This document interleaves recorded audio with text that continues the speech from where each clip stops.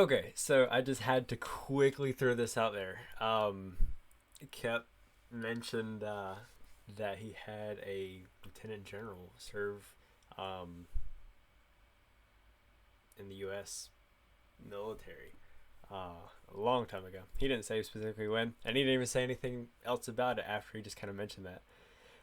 But I wanted to dive a little bit deeper. And dude, this dude is actually insane. He did so many crazy things from when he served. And I just kind of wanted to quickly go over all of them, and then I have a couple pictures. And this is off of Wikipedia. I browsed a couple other websites, but everything major is listed here. And I'd recommend checking them out yourself. Anyway, William Ellsworth Kepner. He was born in Miami, Indiana, on January 6th of 1893. Sorry, can't read. And then he passed away in 1982. So he was 89 years old, which is absolutely insane. He served in the Army Air Corps, and then the U.S. Air Force. And he also piloted balloons, which was crazy. So in World War One, he served as a second lieutenant, and he was in the cavalry for a short time, and then he actually led some infantry troops. Um, I didn't apparently in two different battles, which is nuts.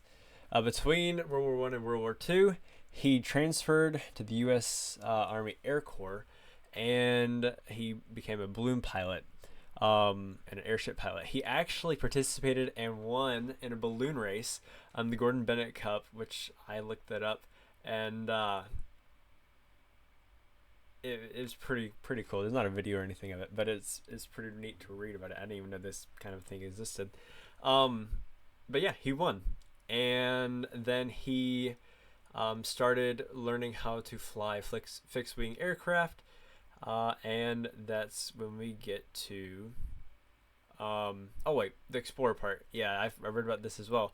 He was in a balloon to go up to the exosphere or something really high up, but the balloon like collapsed or broke or something, and him and his crewmates had to parachute down, which was crazy. Yeah, safely parachute to Earth before it crashed. It was nuts. I bet that was very crazy.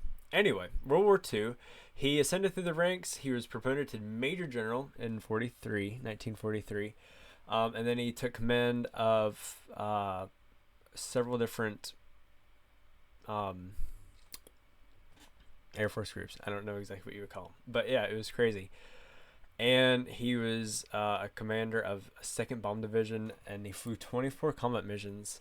And apparently somewhere in here he got injured as well. I wasn't able to find specifically where.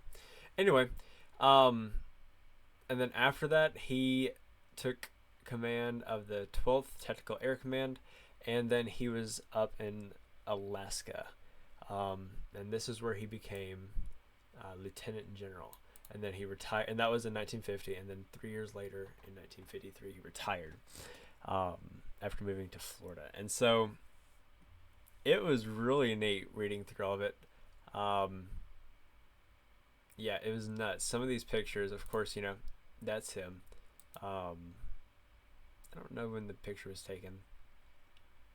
This is the gondola that they were going up to the exosphere or whatever. Of course, this is him right here with General Eisenhower, Spats, Doolittle, and that's in England. And so that's a pretty cool photo to have.